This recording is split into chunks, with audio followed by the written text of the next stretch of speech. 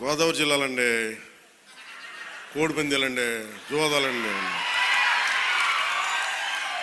సంక్రాంతి తాలూకు అంటే సంక్రాంతి అంటే కోడిపందాలు, జూదాలు, పేకాట.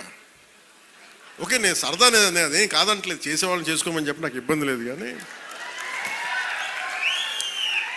అంటే నేను తెలంగాణ స్నేహితులు కూడా చెప్తా ఉంటాను. హైదరాబాద్ నేను ఇంట్లో ఉంటే, నేను హైదరాబాద్లో ఉంటే ఇప్పుడు 10 years బ్యాక్ మేము ఎక్కడికి వెళ్తా అంటే మేము భీమవరం వెళ్ళిపోతామండి, లేదంటే మేము తూర్పుగోదావరి వెళ్ళిపోతాం. దేనికి అంటే మేము అక్కడ ఈ కోడి పందాలకి ఎంత డబ్బులు వేస్తారని నాకు తెలియదు, కూడా తెలియదు. నాకు అప్పుడు అర్థమైంది. అంటే నేను అనేది సంక్రాంతి అంటే కేవలం కోడి పందాలు, పేకాట, జూదం దగ్గరికి పరిమితం అయిపోతే రాంగ్ ఇండికేషన్ వెళ్తుంది సొసైటీకి. ఇంకెక్కడ వెళ్ళాం మనం. అది మార్పు రావాలి అంటే, ఎందుకంటే మన సంస్కృతిని మనల్ని దేనికైతే అసలు మూలం ఎట్లా ప్రారంభం అది మర్చిపోయాం అనుకోండి, మర్చిపోతే అది దారి తప్పేస్తాం. అప్పుడు మీకు మెకాలే చెప్పినట్టుగా ఒకరిని దెబ్బ కొట్టాలి, ఒకరిని సంస్కృతిని, దేశాన్ని వైపౌట్ చేయాలంటే ముందు వాళ్ళ సంస్కృతిని చంపేయడం. సో ఇది సంస్కృతి మూలాల్ని పరిరక్షించడానికి, మర్చిపోకూడదని చెప్పడానికే ఈ వేడుక ఈ రోజున పీఠిక. ఇది మొత్తం రాష్ట్రంలో ప్రతి నియోజకవర్గంలో ఇది అవ్వాలి. ఇది గోదావరి జిల్లాలో సంక్రాంతిని కోడిపందాలు ₹1 చేతులు మారుతాయి అనే మాట పోవాలి. సంక్రాంతి నుంచి భోగి మంటల్లో కలిపేయాలి. సరదాగా చేసుకుంటారో ఏం చేసుకుంటారో అది వేరే, కానీ అది మట్టుకు ప్రత్యేకంగా కనిపించకూడదు. ఇది ఆప్యాయతానురాగాల గురించి, పంచే మనస్తత్వం గురించి చెప్పుకోవాలి. ఇందాక మనం చూసిన హరిదాసు కీర్తనల గురించి చెప్పుకోవాలి. గరగ నృత్యాలు, గంగిరెద్దులాటలు, కోలాటలు, భజనల గురించి చెప్పుకోవాలి.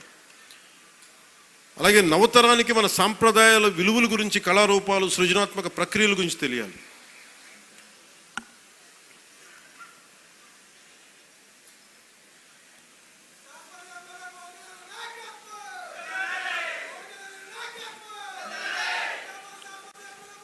సో నా ఉద్దేశంలో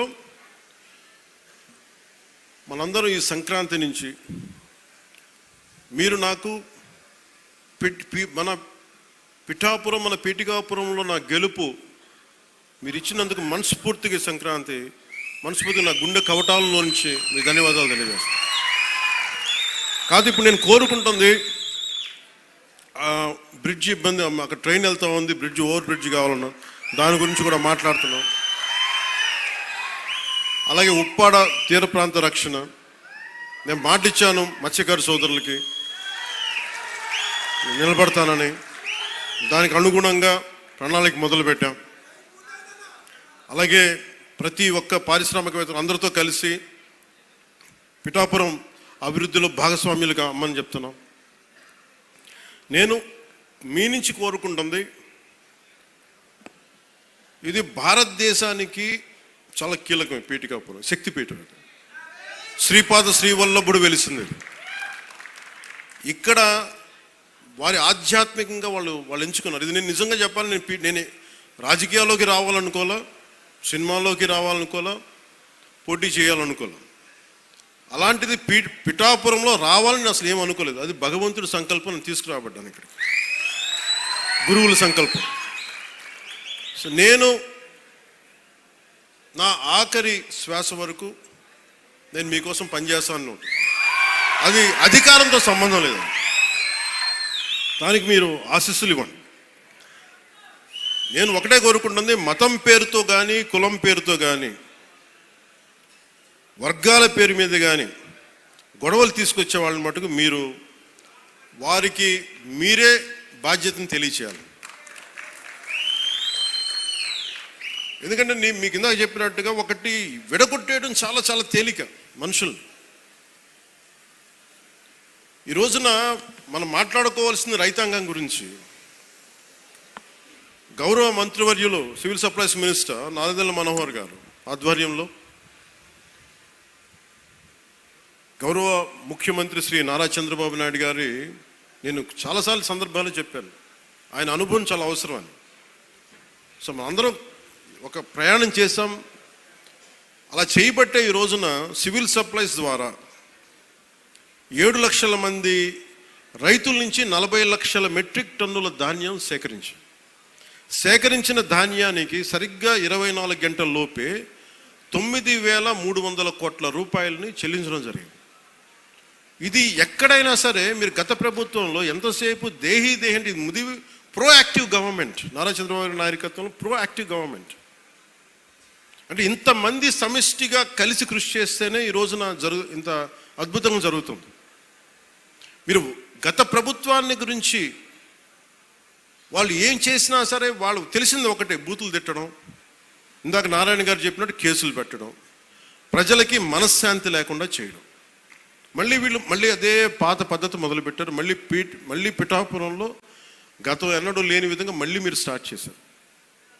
ఈ సందర్భంలో ఉన్నత పోలీస్ అధికారుల గారికి, జిల్లా మ్యాజిస్ట్రేట్ గారికి కూడా చెప్తున్నాను, లా అండ్ ఆర్డర్ని కనుక ఎవరైనా సరే పిచ్చిగా కనుక మీరు అభద్రతా భావానికి కానీ ప్రజల్ని చేస్తే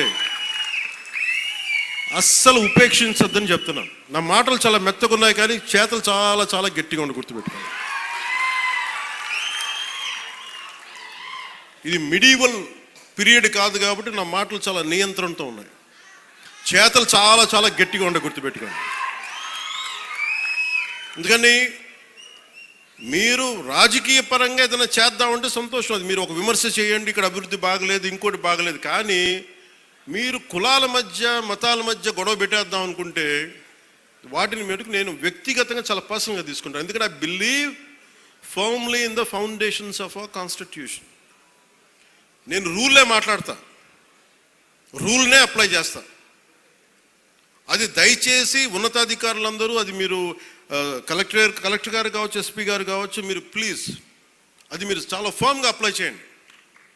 అది నేను స్వయాన ముఖ్యమంత్రి గారే మేము తప్పు చేసినా మాకు కూడా అప్లై చేయండి అని మేము శాసనసభలో చెప్పి we are bounded by that word. అందుకని ఎవ్వరు కూడా వ్యవస్థకు అతీతులు కాదు, నాతో సహా. అందుకని దాని దృష్టిలో మేము వ్యవస్థకు లోబడి ఉంటాం, మేము వ్యవస్థకు లోబడి రెచ్చగొడతామంటే దానిని ఎలా హ్యాండిల్ చేయాలో, ఎందుకంటే అక్కడ దాకా దృష్టి పెట్టలే, చాలా సంయమనంతో ఉన్నాను నేను. మీరు పిఠాపురంకు వచ్చి గొడవలు పెడతా ఉంటే నేను ఇక్కడ కూర్చొని మొత్తం ఏరేస్తాను, అందరిని గుర్తుపెట్టుకోండి. అక్కడ దాకా తీసుకురావద్దు. తల్లి బిడ్డ న్యాయంగా పోదాం,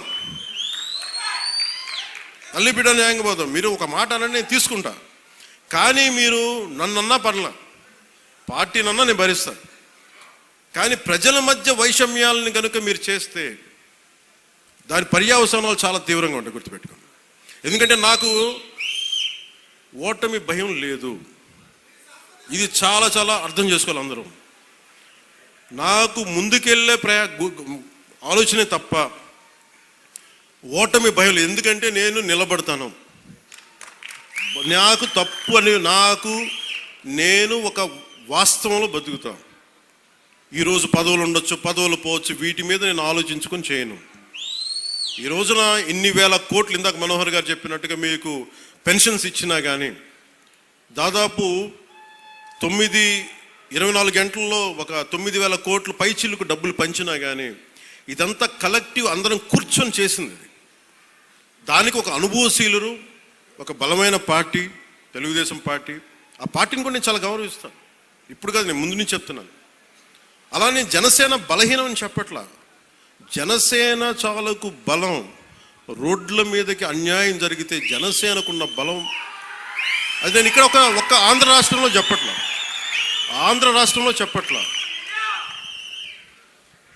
నా సిద్ధాంతాలని, జనసేన సిద్ధాంతాలు నమ్మేవాళ్ళు ఊరికి 10 మంది ఉన్నా వాళ్ళు 1000 మందితో గొడవ పెట్టుకుంటారు. అది జనసేన. ఈరోజు కూర్చోబెట్టి నా మీద అందరూ మాట్లాడేస్తూ ఉంటాను, ఏం చేసావు అది ఇది మాట్లాడుతూ ఉంటే, మరి 2019లో అన్ని కేసులు పెడుతున్నాం, వాళ్ళందరూ ఏమైపోయారు? అప్పుడు గొంతు పెగలలేదు. అప్పుడు ఏమైపోయింది? ఆ రోజు అంటే మీరు కేసులు పెడతారని మన నారాయణ గారు చెప్తున్నారు కదా.